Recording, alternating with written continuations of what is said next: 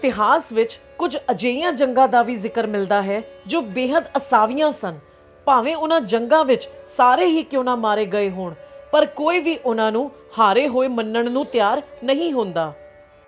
इन्हां बहादुर योद्धियां विच अजिहे सिख योद्धे भी शामिल हन जिन्हां दी बहादरी अते कुर्बानी उत्ते अज भी माण कीता जांदा है। अजिहियां जंगां विच चमकौर साहिब दी जंग अते सारागढ़ी दी जंग दा उदाहरण लिया जा सकदा है। चमकौर साहिब दी जंग विच जिथे 40 कू दे करीब ਸਿੰਘਾਂ ने लगभग 10 ਲੱਖ ਦੀ फौज ਦਾ टाकरा कीता सी, उत्थे सारागढ़ी दी जंग एक अजिही जंग है जिथे 21 सिख फौजियां ने 10,000 ਦੀ गिणती विच आए औरकजई ते अफरीदी कबीले दे हमलावरां नाल अपने आखिरी साह तक मुकाबला कीता ते शहीदियां पाईयां, जिस सदका अज भी संसार भर विच इन्हां 21 सिख फौजियां दी शहादत नूं नमन कीता जांदा है। जिन्हां देश खातर जाना वारियां ने उन्हां जान निसारां दी गल करिए, होए सारे दे सारे शहीद जेड़े उन्हां 21 सरदारां दी गल करिए। सारागढ़ी दी जंग 12 सितंबर 1897 ईस्वी विच लड़ी गई सी। सारागढ़ी दा किला पाकिस्तान दे उत्तर पश्चिमी सरहदी खेतर कोहाट जिले च करीब 6000 फुट दी उचाई ते है, जो अजोके पाकिस्तान दे खैबर पख्तूनख्वा सूबे च स्थित है। ਇਹ ਉਹ इलाका है जिथे रहन वाले लोगों ते अज तक किसी सरकार दा राज नहीं हो सकिया। 1880 ਦੇ ਦਹਾਕੇ ਵਿੱਚ अंग्रेज़ां ने ਇੱਥੇ 3 ਚੌਕੀਆਂ ਬਣਾਈਆਂ, जिस दा स्थानक औरकजई लोगों ने विरोध किया ते इस विरोध के चलते अंग्रेज़ां नूं ਉਹ ਚੌਕੀਆਂ खालियां करनियां पईयां सन। पर 1891 ईस्वी विच अंग्रेज़ां ने उत्थे मुड़ तो मुहिम चलाई, जिस दे समझौते तहत वो उत्थे मुड़ काबज़ हो गए।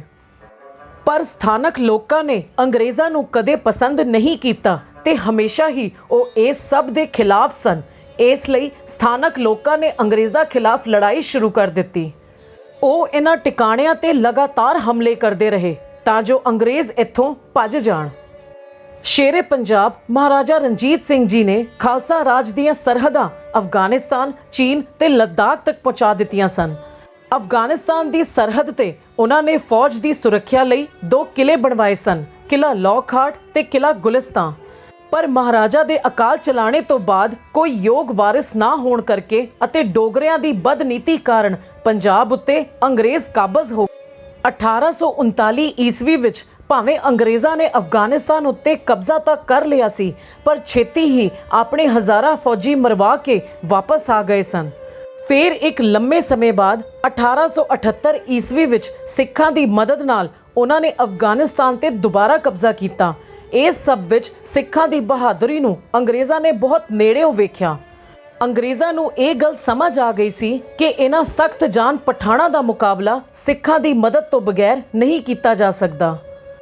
इसलिए 23 मार्च 1887 ईस्वी विच ਲੈਫਟੀਨੈਂਟ कर्नल जिम कुक की कमांड हेठ जलंधर छावनी विखे 36 सिख रेजिमेंट स्थापित की गई ते लगभग 10 साल बाद जनवरी 1897 ईस्वी विच कैप्टन HR होम्स ने ਲੈਫਟੀਨੈਂਟ जनरल जॉन हॉटन की कमांड हेठ इस 36 सिख रेजिमेंट नूं पेशावर भेज दिता, जिथे इन्हां ने अफगानिस्तान विच समाणा के किलिਆਂ का चार्ज संभालिया।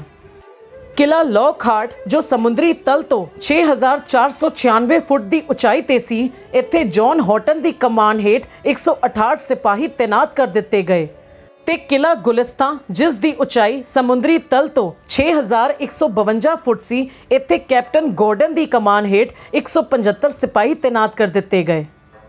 इत्थे 5 चौकियां सन, थार, संगर, सतो, कराग अते सारागढ़ी, जिस ते हरेक चौकी उत्ते 20 तो 25 सिख सिपाहियां नूं तैनात कर दिता गया सी।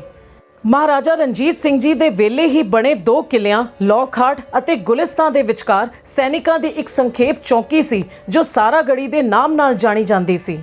सारागढ़ी इन्हां 2 किलिਆਂ दे विचकार ਉਹ चौकी सी जिथों इन्हां ਦੋਹਾਂ किलिਆਂ नाल बड़ी आसानी नाल संपर्क किया जा सकदा सी। इन्हां किलिਆਂ ते अफगानियां ने कई बार हमले किए, पर हमेशा ही इस रेजिमेंट के बहादुर सिपाहियां ने इन्हां नूं खदेड़ दिता। बार बार अपनियां हारां तो दुखी होके तकरीबन 50 कबीलियां ने एक सांझी बैठक की ते इस विच ये फैसला होया कि जो मर्जी होवे हमला करके अंग्रेज़ां नूं अफगानिस्तान तो कढ़ना है। ਇਸ ਆਪਸੀ ਇਕਰਾਰਨਾਮੇ ਦੇ ਅਧੀਨ ਸਤੰਬਰ 1897 ਈਸਵੀ ਤੱਕ ਹੋਈਆਂ ਵੱਖ-ਵੱਖ ਲੜਾਈਆਂ ਵਿੱਚ ਪਠਾਣਾਂ ਨੂੰ ਹਮੇਸ਼ਾ ਹਾਰ ਦਾ ਹੀ ਮੂੰਹ ਵੇਖਣਾ ਪਿਆ, ਜਿਸ ਦਾ ਅਹਿਮ ਕਾਰਨ ਸੀ ਸਾਰਾਗੜ੍ਹੀ ਦੀ ਚੌਕੀ, ਜੋ ਹਮਲਿਆਂ ਦੀ ਜਾਣਕਾਰੀ ਪਹਿਲਾਂ ਹੀ ਬਾਕੀ ਕਿਲਿਆਂ ਵਿੱਚ ਬੈਠੇ ਸਿਪਾਹੀਆਂ ਤੱਕ ਪਹੁੰਚਾ ਦਿੰਦੀ ਸੀ।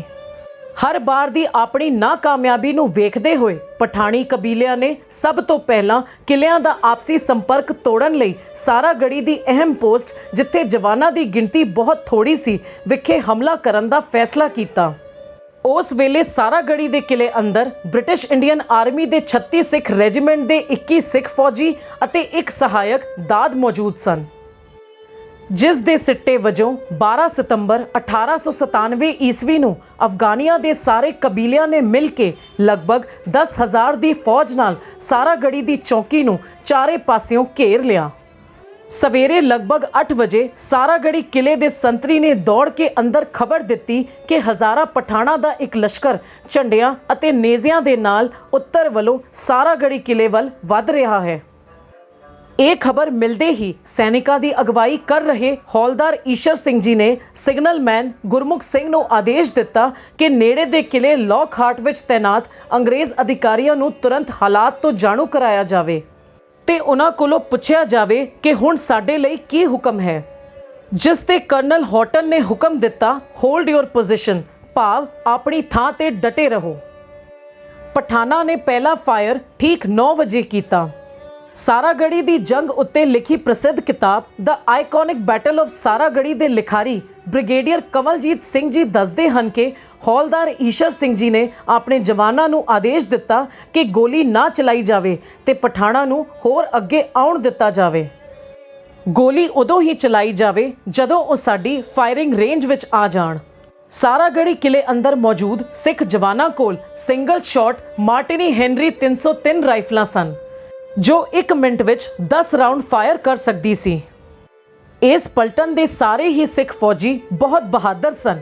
ਇਹਨਾਂ ਕੋਲ ਰਾਈਫਲਾਂ ਸਨ, ਤਲਵਾਰਾਂ ਸਨ ਤੇ ਇੱਕ ਹੋਰ ਸਭ ਤੋਂ ਵੱਡਾ ਹਥਿਆਰ ਸੀ ਇਹਨਾਂ ਦੀ ਪੱਗ ਉੱਪਰ ਪਾਇਆ ਹੋਇਆ ਚੱਕਰ, ਜੋ 20 ਤੋਂ 30 ਗਜ ਤੱਕ ਸੁੱਟਣ ਤੇ ਕਿਸੇ ਦਾ ਵੀ ਗਲਾ ਕੱਟ ਸਕਦਾ ਸੀ। ਹਰੇਕ ਫੌਜੀ ਕੋਲ 400 ਗੋਲੀਆਂ ਸਨ, 100 ਉਹਨਾਂ ਦੀਆਂ ਜੇਬਾਂ ਵਿੱਚ ਤੇ 300 ਰਿਜ਼ਰਵ ਵਿੱਚ। ਸਿੱਖ ਫੌਜੀਆਂ ਨੇ ਪਠਾਣਾਂ ਨੂੰ ਆਪਣੀ ਰਾਈਫਲ ਦੀ ਰੇਂਜ ਵਿੱਚ ਆਉਣ ਦਿੱਤਾ ਤੇ ਫਿਰ ਉਹਨਾਂ ਨੂੰ ਚੁਣ ਕੇ ਨਿਸ਼ਾਨਾ ਬਣਾਉਣਾ ਸ਼ੁਰੂ ਕੀਤਾ। ਪਠਾਣਾਂ ਦਾ ਪਹਿਲਾ ਹਮਲਾ ਅਸਫਲ ਰਿਹਾ ਤੇ ਸਿੱਖ ਫੌਜੀਆਂ ਨੇ ਪਹਿਲੇ 1 ਘੰਟੇ ਵਿੱਚ ਹੀ ਪਠਾਣਾਂ ਦੇ ਕਈ ਸੈਨਿਕ ਮਾਰ ਦਿੱਤੇ ਸਨ। ਸਿੱਖਾਂ ਵੱਲੋਂ ਸਿਪਾਹੀ ਭਗਵਾਨ ਸਿੰਘ ਸ਼ਹੀਦ ਹੋ ਗਏ ਤੇ ਨਾਇਕ ਲਾਲ ਸਿੰਘ ਬੁਰੀ ਤਰ੍ਹਾਂ ਜ਼ਖਮੀ ਹੋ ਗਏ ਸਨ, ਜਿਸ ਤੋਂ ਬਾਅਦ ਪਠਾਣਾਂ ਨੇ ਕਿਲੇ ਵਿੱਚ ਮੌਜੂਦ ਫੌਜੀਆਂ ਨੂੰ ਕਿਹਾ ਕਿ ਸਾਡੀ ਤੁਹਾਡੇ ਨਾਲ ਕੋਈ ਦੁਸ਼ਮਣੀ ਨਹੀਂ ਹੈ, ਸਾਡੀ ਜੰਗ ਅੰਗਰੇਜ਼ਾਂ ਨਾਲ ਹੈ, ਤੁਸੀਂ ਗਿਣਤੀ ਵਿੱਚ ਬਹੁਤ ਘੱਟ ਹੋ, ਮਾਰੇ ਜਾਓਗੇ, ਸਾਡੇ ਸਾਹਮਣੇ ਹਥਿਆਰ ਸੁੱਟ ਦਿਓ, ਅਸੀਂ ਤੁਹਾਨੂੰ ਇੱਥੋਂ ਸੁਰੱਖਿਅਤ ਨਿਕਲਣ ਦਾ ਰਾਹ ਦੇ ਦੇਵਾਂਗੇ। ਜਿਸ ਤੇ ਬ੍ਰਿਗੇਡੀਅਰ ਕਵਲਜੀਤ ਸਿੰਘ ਜੀ ਦੱਸਦੇ ਹਨ ਕਿ ਹੌਲਦਾਰ ਈਸ਼ਰ ਸਿੰਘ ਜੀ ਨੇ ਔਰਕਜ਼ਈਆਂ ਦੀ ਇਸ ਪੇਸ਼ਕਸ਼ ਦਾ ਜਵਾਬ ਉਹਨਾਂ ਦੀ ਹੀ ਭਾਸ਼ਾ ਪੁਸ਼ਤੋ ਵਿੱਚ ਦਿੱਤਾ। ਉਹਨਾਂ ਨੇ ਬੜੇ ਹੀ ਸਖਤ ਲਹਿਜੇ ਵਿੱਚ ਕਿਹਾ ਕਿ ਇਹ ਅੰਗਰੇਜ਼ਾਂ ਦੀ ਨਹੀਂ, ਮਹਾਰਾਜਾ ਰਣਜੀਤ ਸਿੰਘ ਜੀ ਦੀ ਜ਼ਮੀਨ ਹੈ ਤੇ ਅਸੀਂ ਇਸ ਦੀ ਰੱਖਿਆ ਆਪਣੇ ਆਖਰੀ ਸਾਹ ਤੱਕ ਕਰਾਂਗੇ। ਦੂਜੀ ਗੱਲ ਉਹਨਾਂ ਨੇ ਇਹ ਕਹੀ ਕਿ ਅਸੀਂ ਆਪਣੀ ਰੈਜੀਮੈਂਟ ਦੇ ਹੁਕਮ ਅਨੁਸਾਰ ਅੰਤ ਤੱਕ ਲੜਾਂਗੇ। ਇਸ ਤੋਂ ਬਾਅਦ ਪਠਾਣਾਂ ਨੇ ਚਾਲ ਚਲਦਿਆਂ ਹੋਇਆਂ ਘਾਹ ਵਿੱਚ ਅੱਗ ਲਾ ਦਿੱਤੀ। ਅੱਗ ਦੀਆਂ ਲਪਟਾਂ ਕਿਲੇ ਦੀਆਂ ਕੰਧਾਂ ਵੱਲ ਵਧਣ ਲੱਗੀਆਂ ਤੇ ਧੂਏ ਦਾ ਸਹਾਰਾ ਲੈ ਕੇ ਪਠਾਣ ਕਿਲੇ ਦੀਆਂ ਕੰਧਾਂ ਕੋਲ ਆ ਗਏ, ਪਰ ਸਿੱਖਾਂ ਵੱਲੋਂ ਨਿਸ਼ਾਨਾ ਲਾ ਕੇ ਕੀਤੀ ਜਾ ਰਹੀ ਸਟੀਕ ਫਾਇਰਿੰਗ ਕਾਰਨ ਉਹਨਾਂ ਨੂੰ ਪਿੱਛੇ ਹਟਣਾ ਪਿਆ। ਇਸ ਦੌਰਾਨ ਸਿੱਖ ਫੌਜੀਆਂ ਦੇ ਖੇਮੇ ਵਿੱਚ ਸਿਪਾਹੀ ਬੂਟਾ ਸਿੰਘ ਤੇ ਸਿਪਾਹੀ ਸੁੰਦਰ ਸਿੰਘ ਸ਼ਹੀਦ ਹੋ ਚੁੱਕੇ ਸਨ ਤੇ ਜ਼ਖਮੀਆਂ ਦੀ ਗਿਣਤੀ ਵੀ ਵੱਧਦੀ ਜਾ ਰਹੀ ਸੀ। ਸਿਗਨਲਮੈਨ ਸਰਦਾਰ ਗੁਰਮੁਖ ਸਿੰਘ ਲਗਾਤਾਰ ਕਰਨਲ ਹੌਟਨ ਨੂੰ ਸੰਕੇਤਕ ਭਾਸ਼ਾ ਵਿੱਚ ਲੜਾਈ ਦਾ ਹਾਲ ਦੱਸ ਰਹੇ ਸਨ। ਗੋਲੀਆਂ ਖਤਮ ਹੋ ਰਹੀਆਂ ਹਨ, ਇਸ ਬਾਰੇ ਵੀ ਉਹਨਾਂ ਤੱਕ ਸੰਦੇਸ਼ ਪਹੁੰਚਾਇਆ। ਕਰਨਲ ਨੇ ਸਿਪਾਹੀਆਂ ਨੂੰ ਅੰਨ੍ਹੇਵਾਹ ਗੋਲੀਆਂ ਚਲਾਉਣ ਤੋਂ ਮਨਾ ਕੀਤਾ ਤੇ ਕਿਹਾ ਕਿ ਦੁਸ਼ਮਣ ਨੂੰ ਨਿਸ਼ਾਨਾ ਬਣਾ ਕੇ ਹੀ ਗੋਲੀਆਂ ਚਲਾਈਆਂ ਜਾਣ ਤੇ ਅਸੀਂ ਵੀ ਕੋਸ਼ਿਸ਼ ਕਰ ਰਹੇ ਹਾਂ ਕਿ ਕਿਸੇ ਤਰ੍ਹਾਂ ਤੁਹਾਡੇ ਤੱਕ ਕੁਝ ਮਦਦ ਪਹੁੰਚਾਈ ਜਾਵੇ। ਪਰ ਕਾਫੀ ਕੋਸ਼ਿਸ਼ਾਂ ਕਰਨ ਤੋਂ ਬਾਅਦ ਵੀ ਪਠਾਣਾਂ ਦੀ ਗਿਣਤੀ ਬਹੁਤ ਵਾਧੂ ਹੋਣ ਕਰਕੇ ਸਾਰਾਗੜ੍ਹੀ ਕਿਲੇ ਅੰਦਰ ਮੌਜੂਦ ਫੌਜੀਆਂ ਲਈ ਮਦਦ ਨਹੀਂ ਭੇਜੀ ਜਾ ਸਕੀ। ਕੁਝ ਦੇਰ ਬਾਅਦ ਪਠਾਨ ਮੁੱਖ ਕਿਲੇ ਦੇ ਸੱਜੇ ਹਿੱਸੇ ਦੀ ਕੰਧ ਦੇ ਹੇਠਾਂ ਪੁੱਜਣ ਵਿੱਚ ਸਫਲ ਹੋ ਗਏ ਤੇ ਉਹਨਾਂ ਨੇ ਆਪਣੀਆਂ ਤੇਜ਼ ਛੁਰੀਆਂ ਨਾਲ ਕਿਲੇ ਦੀ ਕੰਧ ਦੀ ਨੀਂਹ ਅਤੇ ਹੇਠਾਂ ਦੇ ਪੱਥਰ ਪੁੱਟਣੇ ਸ਼ੁਰੂ ਕਰ ਦਿੱਤੇ। ਪਠਾਨ ਕਿਲੇ ਦੀਆਂ ਕੰਧਾਂ ਦੇ ਹੇਠਲੇ ਹਿੱਸੇ ਵਿੱਚ 7 ਫੁੱਟ ਵੱਡੀ ਮੋਰੀ ਕਰਨ ਵਿੱਚ ਸਫਲ ਹੋ ਗਏ। ਉਹ ਇੱਕ ਅਜਿਹੇ ਕੋਨੇ ਤੇ ਸਨ ਜਿੱਥੇ ਕਿਲੇ ਉੱਪਰੋਂ ਉਹਨਾਂ ਨੂੰ ਮੋਰੀ ਕਰਦਿਆਂ ਕੋਈ ਨਹੀਂ ਵੇਖ ਸਕਦਾ ਸੀ। ਪਰ ਫੋਰਟ ਗੁਲਿਸਤਾਨ ਦੇ ਕਮਾਂਡਰ ਮੇਜਰ ਦੇਵੋਏ ਉੱਥੋਂ ਇਹ ਸਭ ਹੁੰਦਿਆਂ ਵੇਖ ਰਹੇ ਸਨ।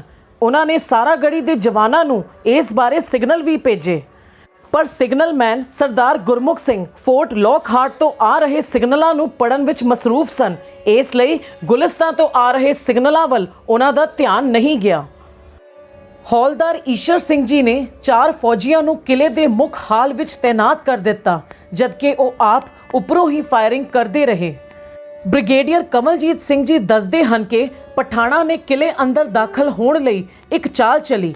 ਉਹਨਾਂ ਨੇ ਆਪਣੇ ਸਿਰ ਤੇ ਮੰਜੀਆਂ ਚੁੱਕੀਆਂ ਤੇ ਉਹਨਾਂ ਦੀ ਆੜ ਲੈ ਕੇ ਅੱਗੇ ਵਧੇ ਤਾਂ ਜੋ ਸਿੱਖ ਫੌਜੀ ਉਹਨਾਂ ਉੱਪਰ ਸਿੱਧਾ ਨਿਸ਼ਾਨਾ ਨਾ ਲਗਾ ਸਕਣ। ਕਿਲੇ ਦੇ ਬਾਹਰ ਕੋਈ ਫੌਜੀ ਤੈਨਾਤ ਨਾ ਹੋਣ ਕਰਕੇ ਪਠਾਨ ਮੁੱਖ ਬਲਾਕ ਤੱਕ ਪੁੱਜ ਗਏ ਸਨ। ਮੁੱਖ ਬਲਾਕ ਵਿੱਚ ਮੌਜੂਦ 4 ਸੈਨਿਕਾਂ ਵਿੱਚੋਂ 3 ਸੈਨਿਕ ਜਵਾਨ ਸਾਹਿਬ ਸਿੰਘ, ਜਵਾਨ ਜੀਵਨ ਸਿੰਘ ਅਤੇ ਜਵਾਨ ਦਇਆ ਸਿੰਘ ਸ਼ਹੀਦੀ ਪਾ ਚੁੱਕੇ ਸਨ ਤੇ ਲਾਂਸ ਨਾਇਕ ਚਾਂਦ ਸਿੰਘ ਇਕੱਲੇ ਰਹਿ ਗਏ ਸਨ।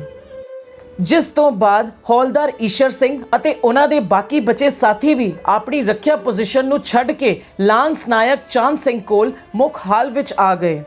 ਹੌਲਦਾਰ ਈਸ਼ਰ ਸਿੰਘ ਜੀ ਨੇ ਬਾਕੀ ਫੌਜੀਆਂ ਨੂੰ ਹੁਕਮ ਦਿੱਤਾ ਕਿ ਉਹ ਆਪਣੀ ਰਾਈਫਲਾਂ ਵਿੱਚ ਸੰਗੀਨ ਲਗਾ ਲੈਣ ਤਾਂ ਕਿ ਜੋ ਵੀ ਪਠਾਨ ਉਸ ਮੋਰੀ ਵਿੱਚੋਂ ਅੰਦਰ ਵੱਲ ਨੂੰ ਆਵੇ ਉਸ ਦੇ ਰਾਈਫਲ ਨਾਲ ਜਾਂ ਤਾਂ ਸਟੀਕ ਨਿਸ਼ਾਨਾ ਲਾਇਆ ਜਾਵੇ ਜਾਂ ਉਹਨਾਂ ਨੂੰ ਸੰਗੀਨ ਮਾਰੀ ਜਾਵੇ।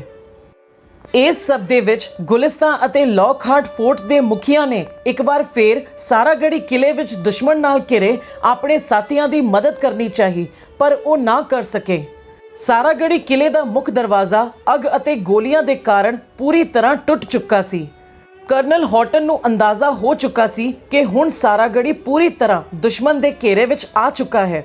ਜਿਸ ਤੋਂ ਬਾਅਦ ਸਿਗਨਲਮੈਨ ਗੁਰਮੁਖ ਸਿੰਘ ਨੇ ਵੀ ਕਰਨਲ ਹੌਟਨ ਨੂੰ ਆਪਣਾ ਆਖਰੀ ਸੰਦੇਸ਼ ਭੇਜਿਆ ਕਿ ਪਠਾਨ ਮੁੱਖ ਬਲਾਕ ਤੱਕ ਆ ਗਏ ਹਨ। ਹੁਣ ਸਰਦਾਰ ਗੁਰਮੁਖ ਸਿੰਘ ਨੇ ਕਰਨਲ ਹੌਟਨ ਤੋਂ ਸਿਗਨਲ ਰੋਕਣ ਅਤੇ ਆਪਣੀ ਰਾਈਫਲ ਸੰਭਾਲਣ ਦੀ ਇਜਾਜ਼ਤ ਮੰਗੀ। ਕਰਨਲ ਦੀ ਇਜਾਜ਼ਤ ਮਿਲਦੇ ਹੀ ਸਰਦਾਰ ਗੁਰਮੁਖ ਸਿੰਘ ਵੀ ਆਪਣੀ ਰਾਈਫਲ ਚੁੱਕ ਮੁੱਖ ਬਲਾਕ ਵਿੱਚ ਲੜਾਈ ਲੜ ਰਹੇ ਆਪਣੇ ਬਚੇ ਹੋਏ ਸਾਥੀਆਂ ਕੋਲ ਆ ਗਏ। ਹੁਣ ਤੱਕ ਹੌਲਦਾਰ ਈਸ਼ਰ ਸਿੰਘ ਜੀ ਸਮੇਤ ਸਿੱਖ ਟੁਕੜੀ ਦੇ ਵਧੇਰੇ ਜਵਾਨ ਸ਼ਹੀਦੀ ਪਾ ਚੁੱਕੇ ਸਨ। ਪਠਾਣਾ ਦੀਆਂ ਲਾਸ਼ਾਂ ਵੀ ਚਾਰੇ ਪਾਸੇ ਖਿਲਰੀਆਂ ਪਈਆਂ ਸਨ।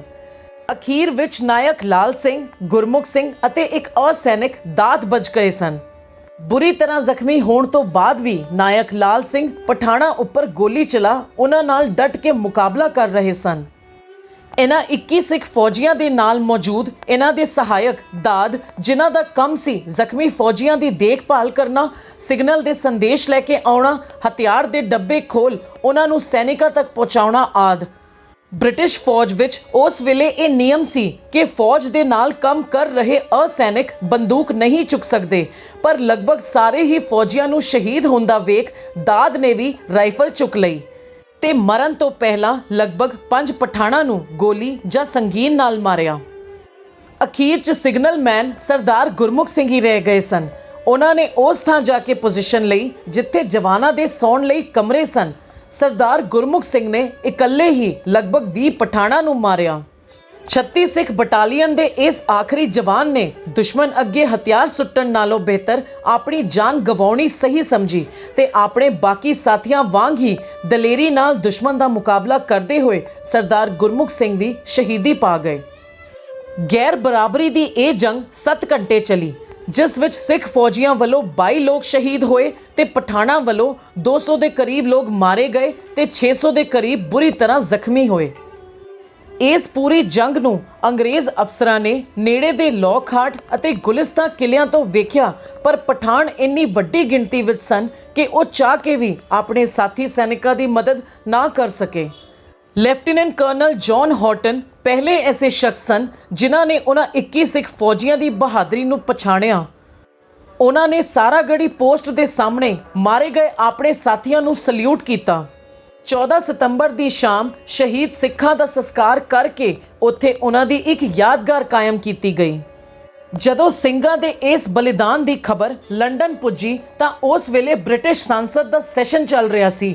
ਸੰਸਦ ਦੇ ਸਾਰੇ ਮੈਂਬਰਾਂ ਨੇ ਖੜੇ ਹੋ ਕੇ ਇਹਨਾਂ 21 ਸੂਰਬੀਰਾਂ ਨੂੰ ਸਟੈਂਡਿੰਗ ਓਵੇਸ਼ਨ ਦਿੱਤੀ। ਬ੍ਰਿਟਿਸ਼ ਸਰਕਾਰ ਨੇ 36 ਸਿੱਖ ਰੈਜੀਮੈਂਟ ਦੇ ਇਹਨਾਂ 21 ਸੂਰਬੀਰਾਂ ਨੂੰ ਇੰਡੀਅਨ ਆਰਡਰ ਆਫ ਮੈਰਿਟ ਦੇਣ ਦਾ ਐਲਾਨ ਕੀਤਾ। ਇਹ ਉਸ ਵੇਲੇ ਤੱਕ ਭਾਰਤੀਆਂ ਨੂੰ ਮਿਲਣ ਵਾਲਾ ਸਭ ਤੋਂ ਵੱਡਾ ਵੀਰਤਾ ਪੁਰਸਕਾਰ ਸੀ, ਜੋ ਉਦੋਂ ਦੇ ਵਿਕਟੋਰੀਆ ਕ੍ਰਾਸ ਅਤੇ ਅੱਜ ਦੇ ਪਰਮਵੀਰ ਚੱਕਰ ਦੇ ਬਰਾਬਰ ਸੀ।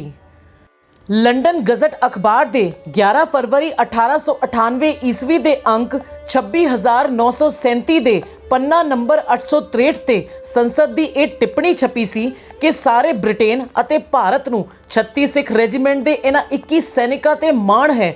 ਇਹ ਕਹਿਣ 'ਚ ਕੋਈ ਅਤਕਥਨੀ ਨਹੀਂ ਹੈ ਕਿ ਜਿਸ ਸੈਨਾ ਵਿੱਚ ਸਿੱਖ ਸਿਪਾਹੀ ਲੜ ਰਹੇ ਹੋਣ ਉਹਨਾਂ ਨੂੰ ਹਰਾਇਆ ਨਹੀਂ ਜਾ ਸਕਦਾ।